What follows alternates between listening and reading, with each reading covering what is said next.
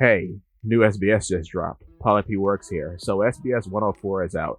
One of the big takeaways from this SBS in particular is that we get to find out more about Kid and the Kid Pirates.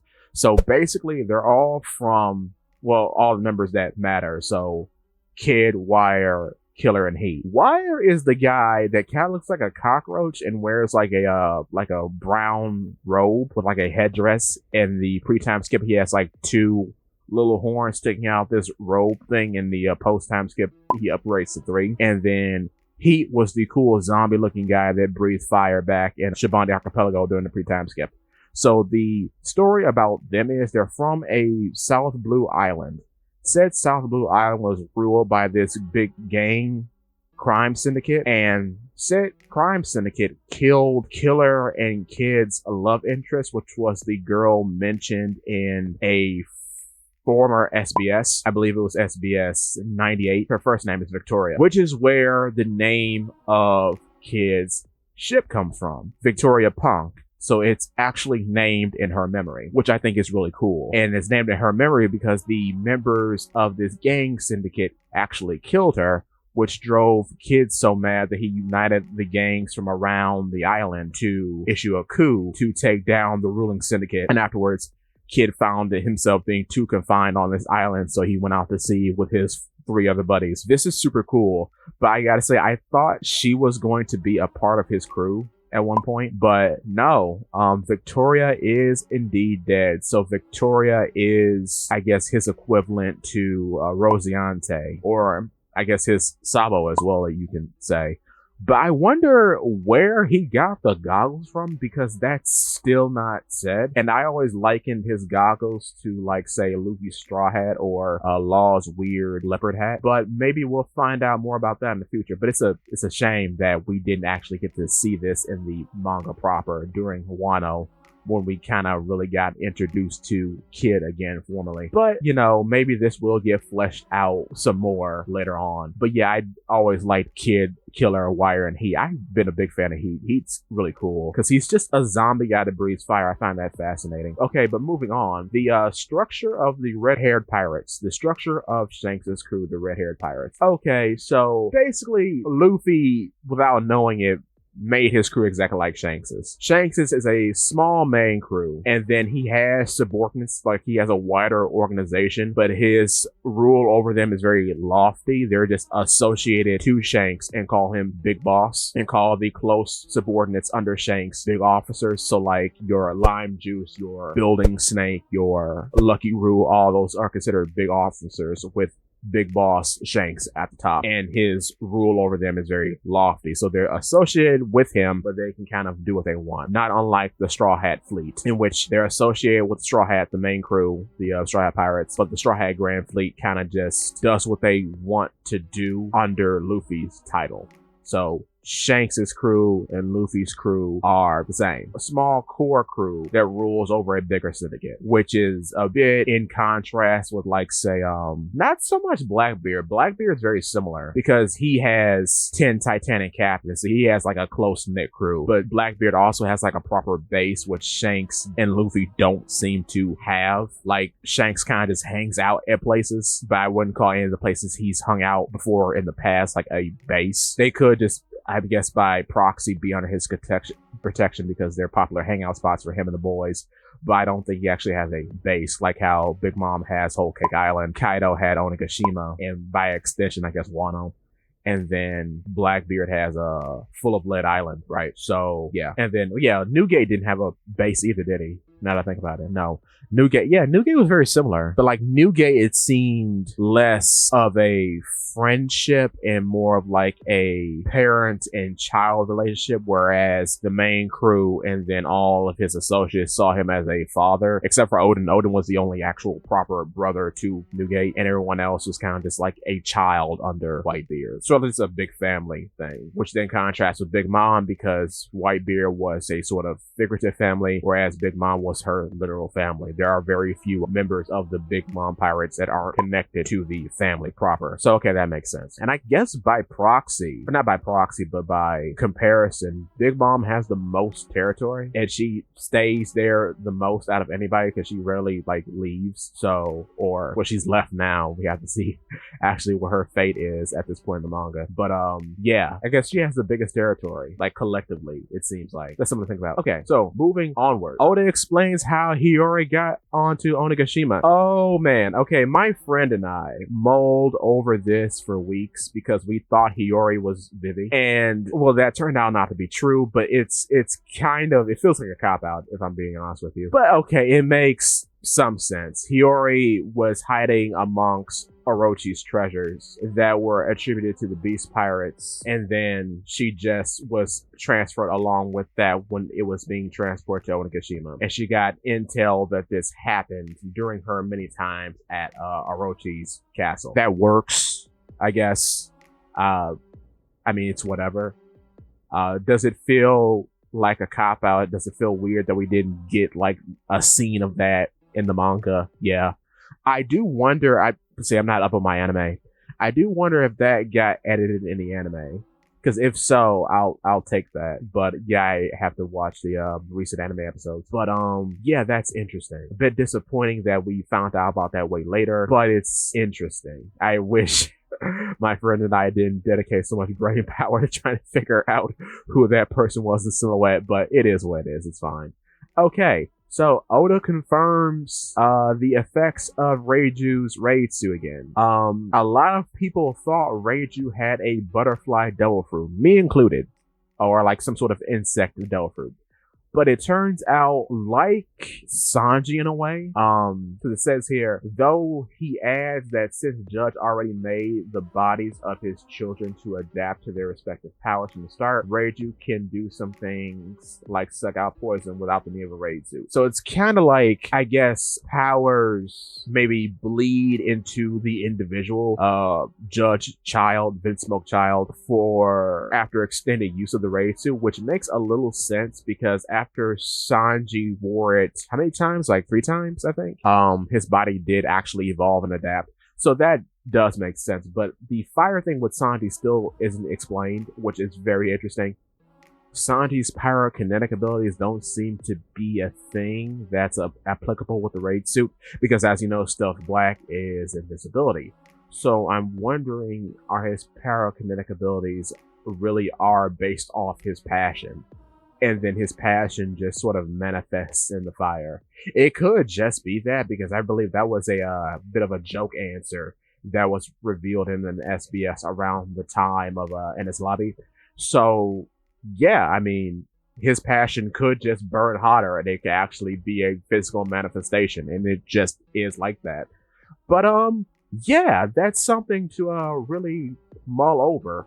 But I am very glad that that kind of got cleared up, because based on the motifs of the cape, I was convinced that Reiju had a devil fruit, but she does not. So I'm glad we revisited that, and that was further explained. We get the name of the guy who actually prepares the meal that was presented for the Straw Hats at the end of Wano. You remember that kind of funny scene where Jinbei's sitting alone in this big banquet hall and the guy kind of comes out with all these dishes? That guy's name is something I'm going to put on the screen because I cannot say that. He is the master of tea ceremonies and considered the best cook in the Wano country, the whole country. So that's pretty cool. Very similar to how there was a big banquet at the end of Alabasta, except, you know, the Straw Hats weren't there. They were out partying in the streets. Now, the next thing I want to talk about is Nami reveals the secrets behind her beauty care. So this is funny. Apparently Zeus can create heat and make saunas. Robin gives her massages, which is very prime for certain pieces of art. Proper nutrition from Sanji, obviously he's the cook. Lotions and creams and more created by Chomper, which is fascinating because I had never thought about that. But that makes a lot of sense why he would be able to make creams and stuff. And then something really fascinating to me personally, because I just did all these videos on Brooke.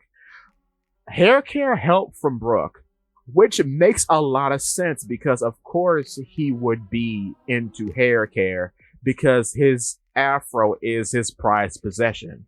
It's the only thing of him left that didn't decay and rot away. So him being into hair care is actually very funny, but it makes some canonical sense. I like that a lot. And then lastly, exercising. So that is why Nami stays sexy. All right, that's good. And then, okay, we're going to get to the good part, but I want to cover the funny stuff first. Yamato wears a fukadoshi because she's a samurai. So I believe I've seen that in some art. But yeah, she does wear a fukadoshi, so that's canonical. And then we get the personification of Zoro's waistband and earrings. His earrings are 3 little triplets that look like the troll doll from the 80s. And the waistband is actually a sexy older woman, which is very funny. Now, the big information, okay?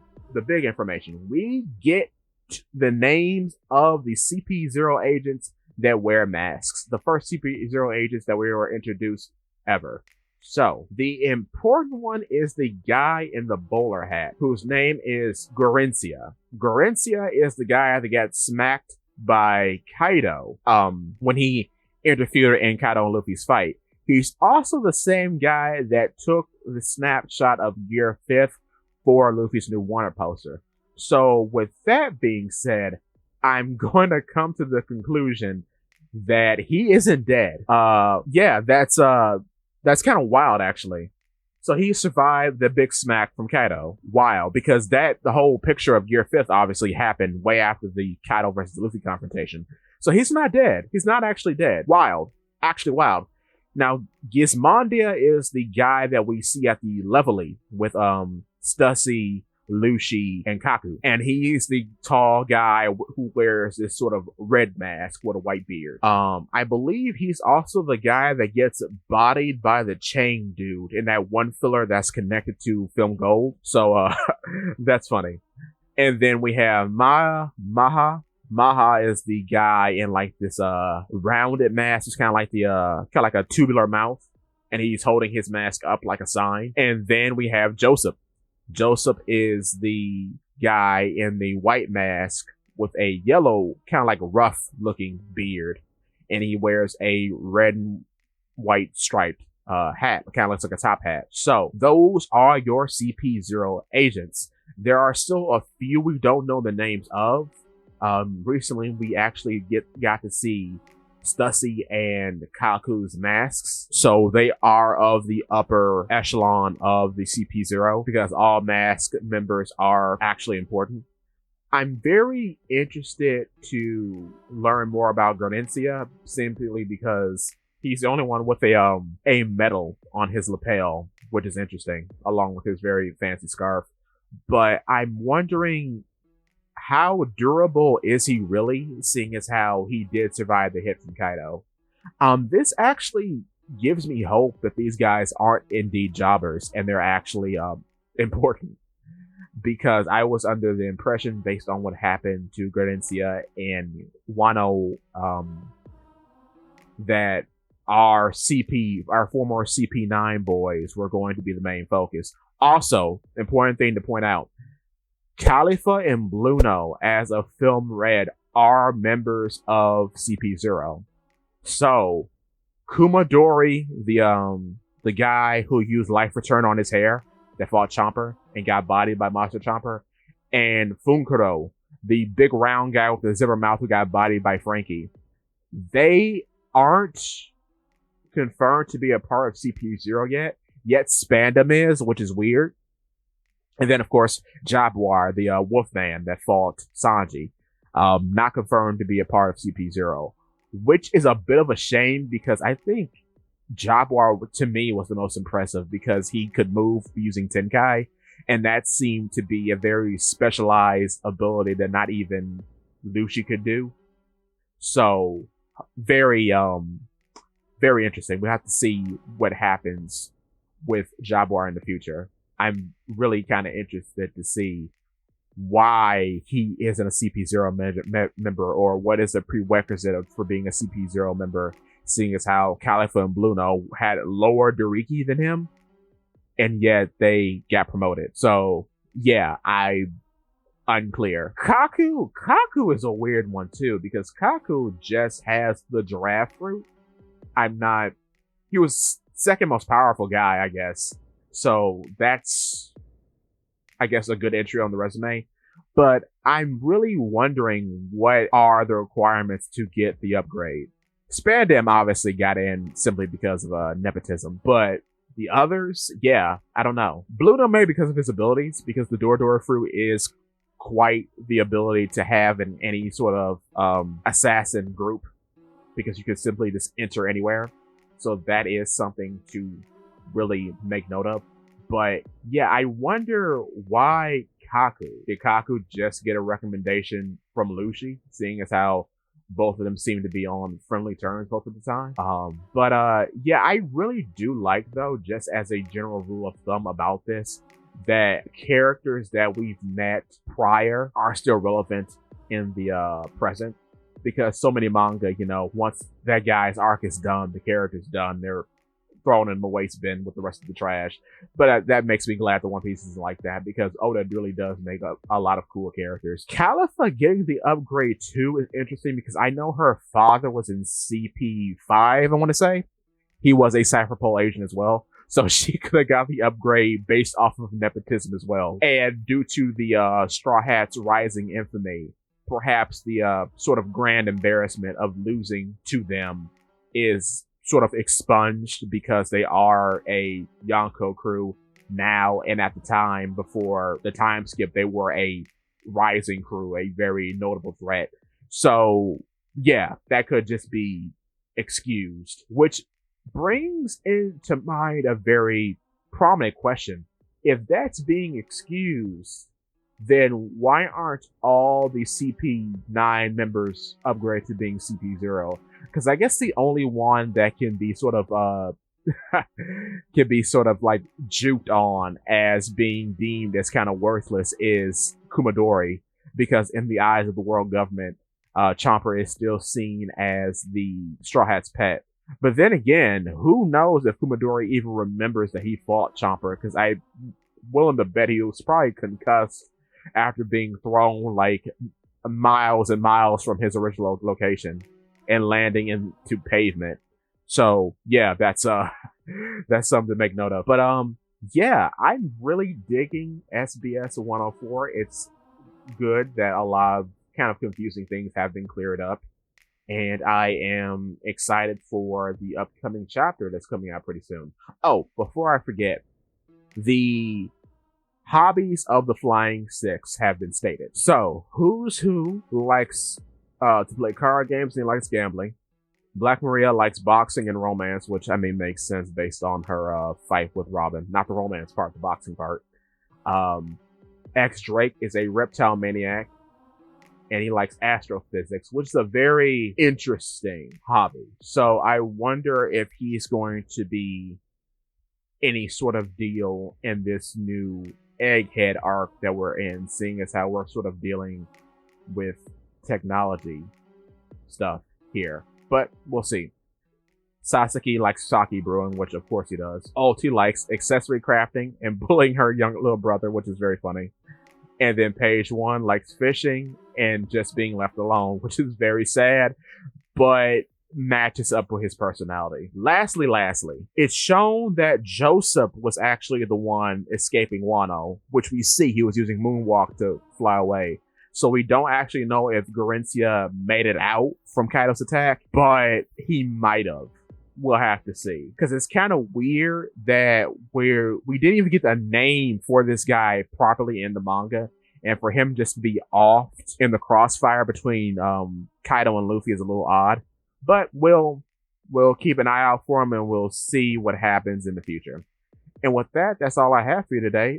Thank you for watching. If you like stuff like this, please feel free to check out my YouTube channel, Polipede Works. And if you like what you see, I would appreciate your subscription. Thank you so much. See you next time.